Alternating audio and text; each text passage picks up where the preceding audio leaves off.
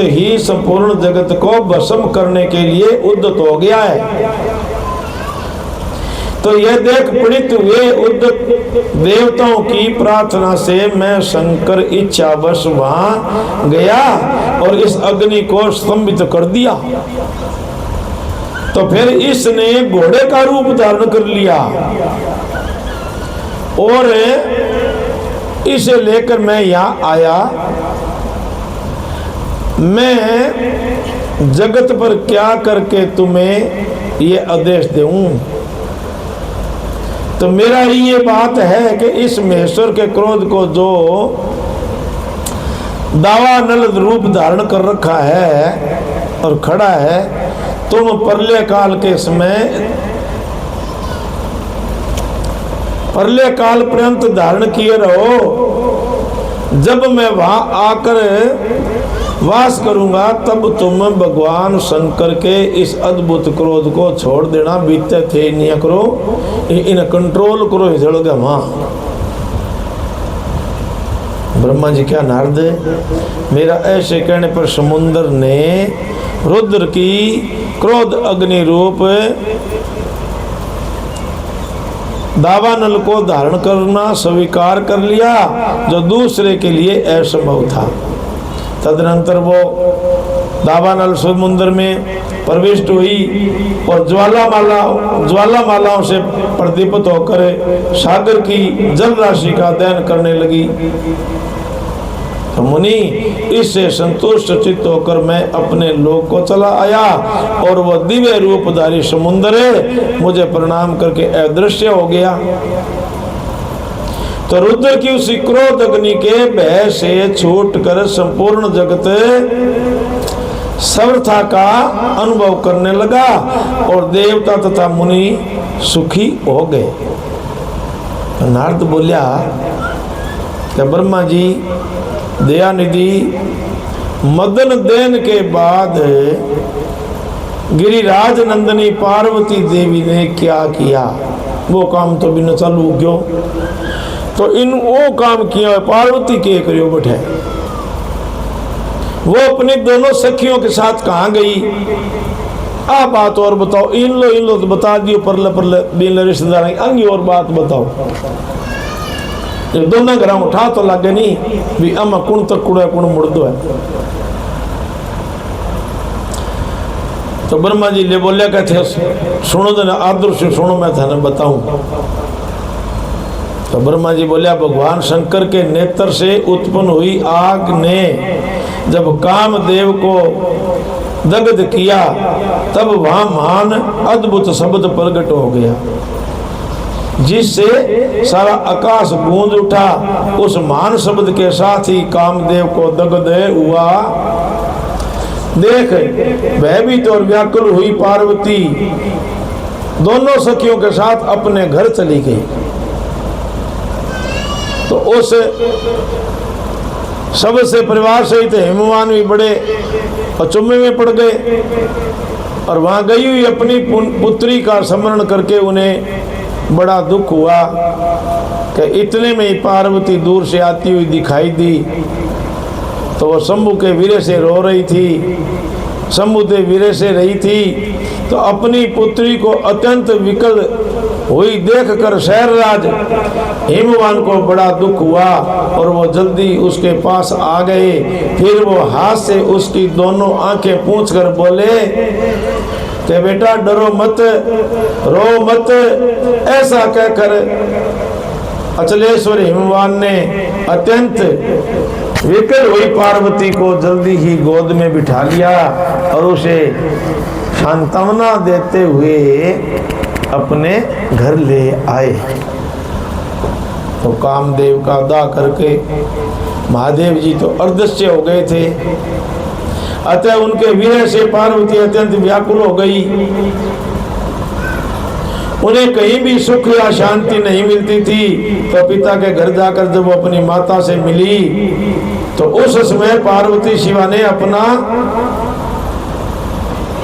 नया जन्म हुआ माना वो अपने रूप की निंदा करने लगी और बोली, हाय मैं मारी गई। सखियों के समझाने पर भी वो गिरिराज कुमारी को समझ नहीं पाती थी।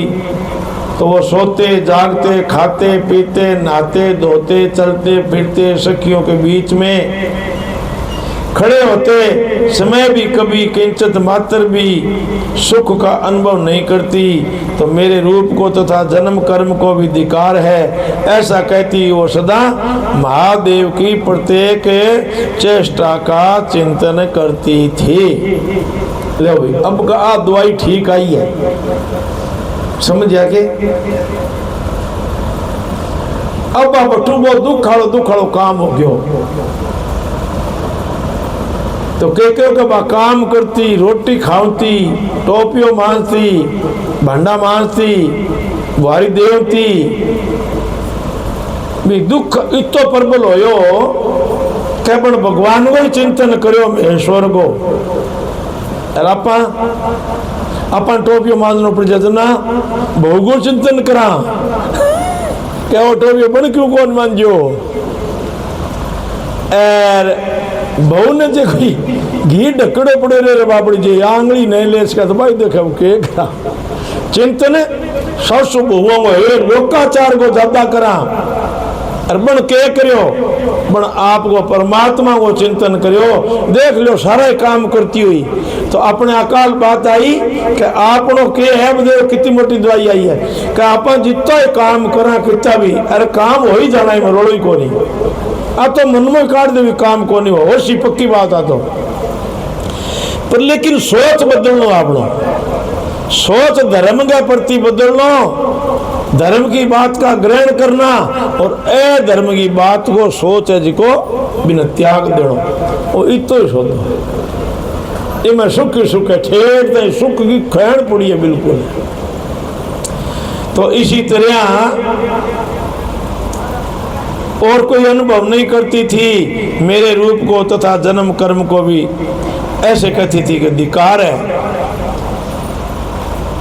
तो इस प्रकार पार्वती भगवान शिव के विरह में मन ही मन अत्यंत क्लेश का अनुभव करती और किंचित मात्र भी सुख नहीं पाती थी। पर सदा बात एक ही करे कि मन में ही जी की बात तो आई वो परमात्मा मिल गया पर लेकिन दुख बधाइयों पर चिंतन में को छोड़ूं। तो शिव शिव का जप किया करती थी। शरीर से पिता के घर में रहकर भी वो चित्त से पिनाक पानी भगवान शंकर के पास पहुंची रहती थी। शिवा शोक मगन होकर बारंबार मूर्छित हो जाती थी। हिमवान उनकी पत्नी मेनका तथा उनके मैनाक आदि सभी पुत्र जो बड़े उदार चेता थे उन्हें सदा सांत्वना देते रहते थे तथापि वो भगवान शंकर को भूल नहीं सकी। तो बुद्धिमान देव ऋषि तदनंतर एक दिन इंद्र की प्रेरणा से इच्छा अनुसार घूमते हुए तुम नारद हिमालय पर्वत आ गए। तो उस समय महात्मा हिमवान ने तुम्हारा स्वागत सत्कार किया और कुशल मंगल पूछा। फिर तुम उनके दिए उत्तम आसन पर बैठ गए। तदनंतर शैलराज ने अपनी कन्या के चरित्र का वर्णन शुरू कर दिया। तो किस तरह उसने महादेव जी की सेवा शुरू करी, किस तरह उसके द्वारा कामदेव का दहन हुआ, यह सारा कुछ बताया। तो नारद यह सब सुनकर तुमने हिमालय से बोले कि हिमवान भगवान शिव का भजन करो। फिर उनसे विदा लेकर तुम उठे और मन ही मन शिव का स्मरण करके शैलराज को छोड़ जल्दी ही एकांत में काली के पास आ गए। तो नारद तुम लोक उपकारी ज्ञानी तथा शिव के प्रिय भगत हो, सब ज्ञानवानों के शिरोमणि हो। काली के पास उसे संबोधित करके उसी के हित में स्थित हो। उसे सादर यह सत्य वचन बोले कि क्या बोले कि तुमने कहा कालिके तू मेरी बात सुन, मैं दया बस सच्ची बात कह रहा हूं, मेरा वचन तेरे लिए सदा सदा हितकर, निर्दोष तथा उत्तम काम्य वस्तुओं को देने वाला है। अब तू मेरी बात सुन। तो तुमने यहाँ महादेव जी की सेवा जरूर करी, परंतु वो बिना तपस्या के गर्भ युक्त होकर की थी।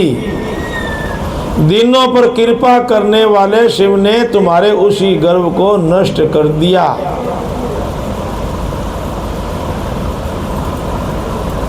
तो शिव जी तुम्हारे स्वामी महेश्वर विरकत और महायोगी हैं। उन्होंने केवल कामदेव को जलाकर जो तुम्हें सकुशल छोड़ दिया, उसमें यही कारण है कि वो भगवान भगत वत्सल हैं। अतः तुम उत्तम तपस्या में संलग्न होकर चिरकाल तक महेश्वर की आराधना करो।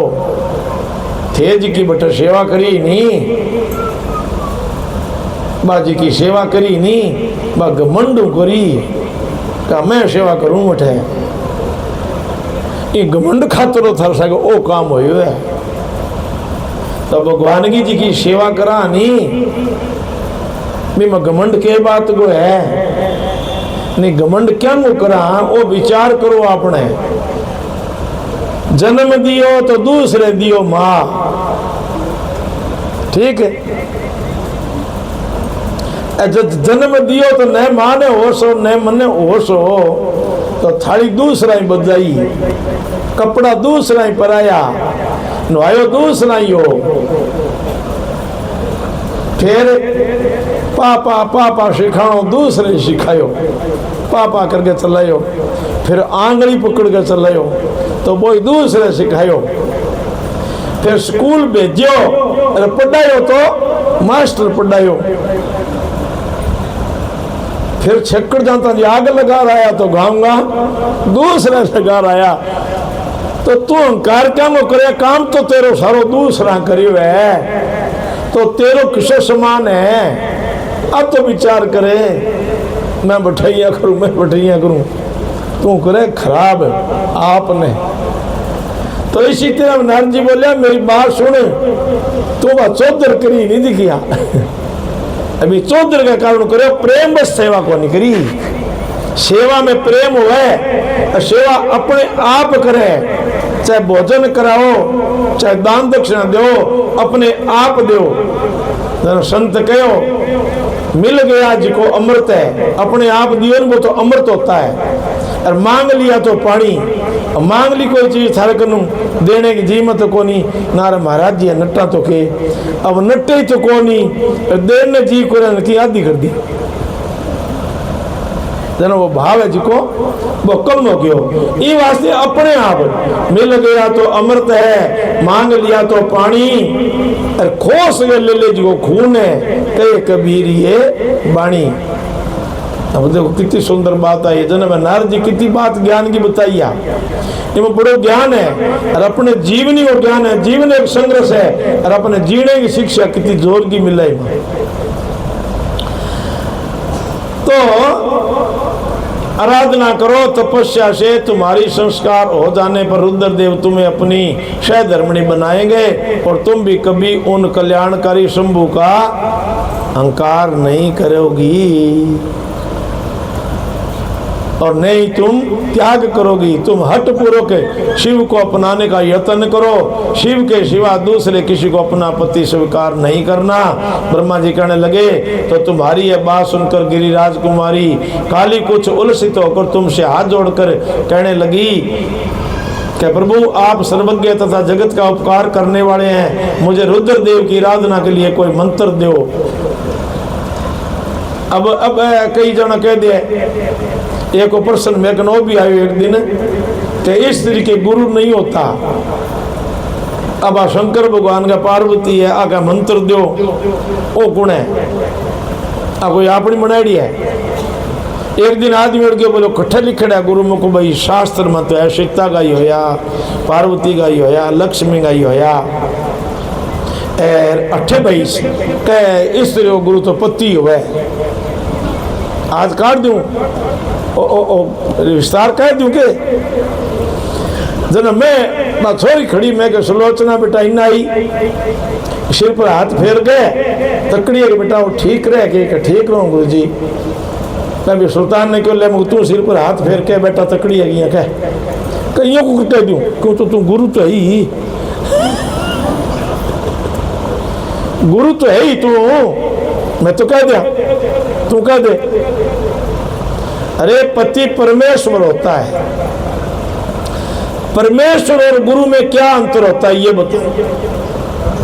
तो भगवान शिव ने गुरु को माना है, गुरु उपाधि रहित होता है। गुरु उपाधि रहित किया हुआ है कि आपने सारे परिवार को एक गुरु बन सके, तो सारे परिवार को पति बन जाएगी एक देख क्या करे। तो परमात्मा तत्व जितना भी राम होया कृष्ण होया वो कहाँ गए, गुरुओं के पास शिक्षा ली, और राम ने गुरु के पास शिक्षा ली। इसलिए गुरु उपाधि रहित होता है। बिंगो जी को आपनो संबंध है लौकिक व्यवहार वो संबंध गुरु को नहीं होगा। ये वास्ते माँ को कोई गुरु है, बाप को कोई गुरु है, बीननी को कोई गुरु है, लड़के को कोई गुरु है, तो एक ही है। तो एक दिन वही प्रश्न चलो, एक मानसे पर एक महात्मा बैठ के वो गाँव को भाई वो बैठ के मंगा महात्मा जी का, तो भाई महात्मा जी बैठे मैं के भाई महात्मा जी को आश्रय पर ना बैठ, तो बोले मेरा गुरु भाई है।